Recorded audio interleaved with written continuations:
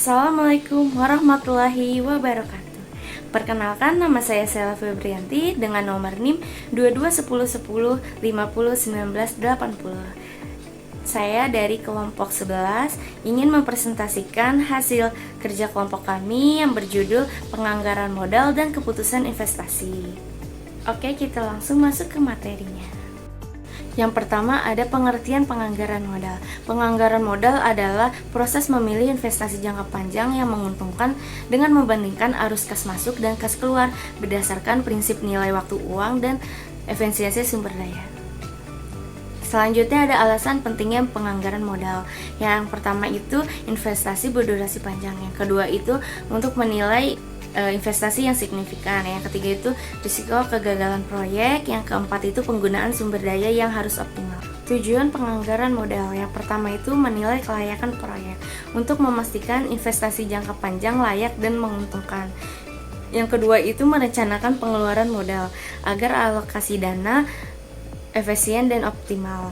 Yang ketiga itu mendukung keputusan investasi sebagai dasar memilih proyek yang minim risiko dan bernilai tambah. Yang keempat itu mendorong pertumbuhan perusahaan untuk membantu merancang ekspansi dan peningkatan operasional.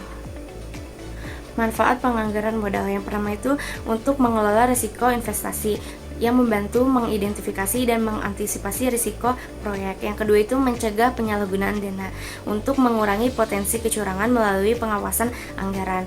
Yang ketiga itu mendukung rencana jangka panjang, memberi gambaran kebutuhan dana dan strategi bisnis untuk kedepannya. Yang keempat itu mengoptimalkan dana terbatas, memilih proyek prioritas agar sumber daya digunakan secara efisien. Yang kelima itu mengendalikan biaya dan meningkatkan laba, menekan biaya operasional untuk hasil yang lebih menguntungkan. Yang keenam itu meningkatkan nilai perusahaan, investasi yang tepat, menaikkan nilai dan keuntungan bagi pemegang saham. Macam-macam penganggaran modal terbagi ada dua. Yang pertama ini berdasarkan jenis investasi, yang kedua berdasarkan analisis. Berdasarkan jenis investasi, yang pertama ada investasi pengganti, yaitu mengganti aset lama untuk menjaga efisiensi operasional. Yang kedua tuh ada investasi penambahan kapasitas, yaitu menambah kapasitas produksi atau seperti kayak mesin atau pabrik baru. Yang ketiga itu ada investasi produk baru, yaitu memperluas lini usaha dengan produk yang belum pernah diproduksi.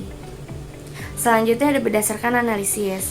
Yang pertama itu throughput analysis, yaitu mengukur profitabilitas berdasarkan aliran material dalam sistem perusahaan secara menyeluruh. Yang kedua itu ada discount cash flow, yaitu menilai investasi dengan menghitung arus kas dan memperhatikan nilai waktu uang. Selanjutnya ada macam-macam keputusan penganggaran modal berdasarkan tujuannya. Yang pertama itu replenishment, yaitu mengganti aset lama agar efisiensi tetap terjaga. Yang kedua itu ada expansion, yaitu menambah kapasitas produksi pada lini yang sudah ada. Yang ketiga itu ada growth, mengembangkan lini produk baru yang berbeda. Selanjutnya ada karakteristik proyek. Yang pertama itu independent project, yaitu proyek tidak saling bergantung, bisa dijalankan secara bersamaan. Yang kedua itu ada mutually exclusive project, yaitu harus memilih salah satu dari beberapa proyek yang sejenis. Yang ketiga itu ada complement project, yaitu proyek saling melengkapi satu sama lain.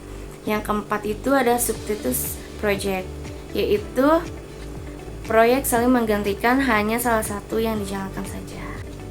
Selanjutnya ada estimasi arus kas atau cash flow. Estimasi arus kas untuk evaluasi investasi didasarkan pada arus kas setelah pajak yang relevan, yaitu perubahan arus kas perusahaan akibat proyek, atau incremental cash flow, yaitu selisih antara arus kas dengan dan tanpa proyek.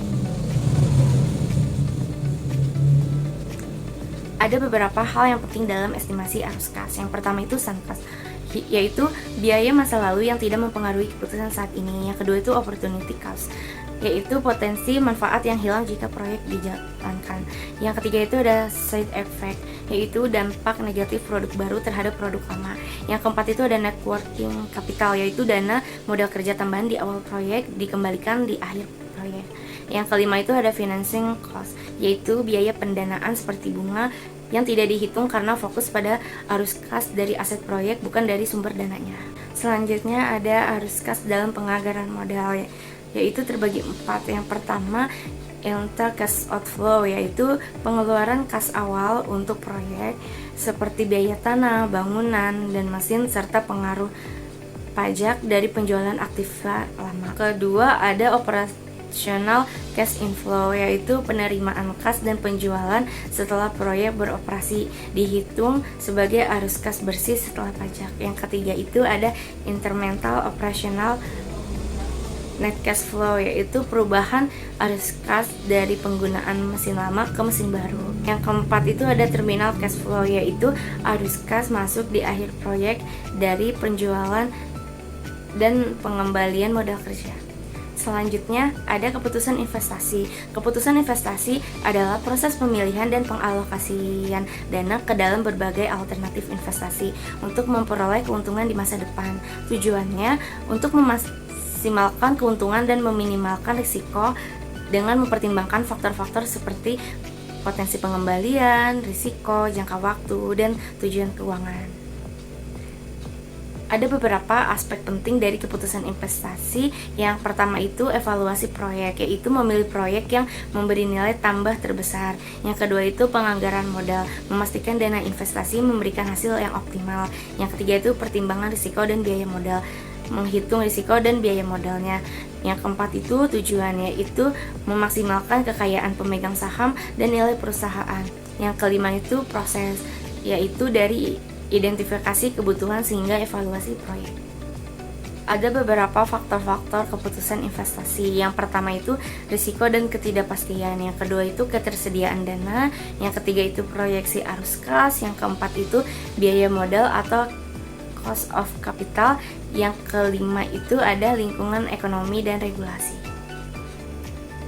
Selanjutnya ada metode penilaian investasi dalam penganggaran modal. Yang pertama itu ada payback period, yaitu metode yang digunakan untuk menghitung berapa lama waktu yang dibutuhkan untuk mengembalikan dana investasi awal dari arus kas bersih yang dihasilkan oleh proyek. Yang kedua ada average rate of return atau ARR, adalah metode yang mengukur rata-rata laba bersih tahunan dari investasi dibandingkan dengan biaya investasi awal, atau rata-rata investasi selama umur proyek tanpa memperhitungkan nilai waktu uang. Yang ketiga itu ada internal rate of return atau IRR, yaitu tingkat diskonto yang membuat nilai NPV sama dengan 0. IRR menunjukkan tingkat pengembalian investasi yang diharapkan selama umur proyek. Yang keempat itu ada profitability index, adalah rasio antara nilai sekarang dari arus kas masuk dengan investasi awal. Yang kelima ada net present value atau NPV, adalah metode yang dihitung selisih antara nilai sekarang dari arus kas masuk dan nilai sekarang dari arus kas keluar dengan memperhitungkan nilai waktu uang menggunakan tingkat diskonto atau cost of capital. Kesimpulan dari materi ini adalah penganggaran modal merupakan aspek penting dalam proses pengambilan keputusan investasi, khususnya untuk proyek-proyek jangka panjang yang melibatkan pengeluaran dana besar. Dengan penganggaran modal, perusahaan dapat merencanakan, mengevaluasi, dan memilih proyek yang paling menguntungkan serta sejalan dengan tujuan strategis perusahaan. Proses ini melibatkan analisis arus kas, identifikasi risiko, dan penggunaan metode evaluasi seperti NPV, IRR, dan payback period untuk memastikan bahwa investasi yang dilakukan benar-benar layak dan saling menguntungkan. Sekian presentasi dari saya, kurang lebihnya mohon maaf. Semoga materi ini bermanfaat untuk kita semua.